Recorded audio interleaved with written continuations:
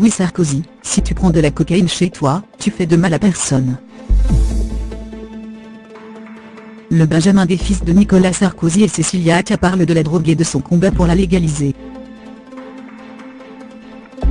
Début février, une tribune publiée dans le Washington Examiner, et signée Louis Sarkozy faisait couler de l'encre. Le jeune fils de l'ex-président de la République Nicolas Sarkozy, y affirmait sa volonté de voir incessamment les drogues toutes légalisées sur le territoire américain. Aujourd'hui, Vice publie une interview dans laquelle l'intéressé revient sur le tsunami médiatique qu'il a provoqué. Et il campe sur ses positions. Ça a explosé en France alors que je ne m'y attendais absolument pas. En l'espace d'une nuit, il y a eu une cinquantaine d'articles, dont certains qui disaient Louis Sarkozy s'oppose publiquement à son père, Louis Sarkozy appelle à la légalisation des drogues, comme si je rassemblais mon parti, raconte le jeune New-Yorkais de 20 ans.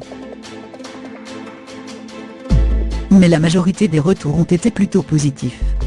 Les détracteurs étaient surtout des gens qui pensaient que je n'avais pas de légitimité pour aborder ce sujet, que ça ne me regardait pas. Comment ses parents ont réagi? Louis, qui dit avoir reçu le soutien inconditionnel de sa mère, comme toujours d'ailleurs convient que le sujet est sensible. Mais c'est justement parce que c'est un sujet sensible qu'il faut en parler, martèle-t-il. Comment a réagi son père? Il n'en dit rien, évoquant une relation très personnelle avec lui. Sa vie, c'est la politique, et je ne peux en rien embêter avec ça. Nos conversations politiques sont quasiment inexistantes, et c'est très bien comme ça. On parle beaucoup plus de foot et du PSG, assure l'intéressé.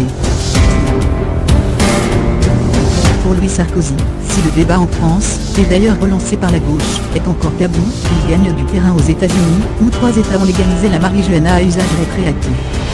En avançant des chiffres, à savoir 50 milliards de dollars dépensés chaque année pour la guerre contre les drogues, entre 50 000 et 70 000 overdoses par an, et 1,5 million d'arrestations, dont la majorité pour possession, Louis Sarkozy dénonce des sommes exorbitantes qui sont dépensées.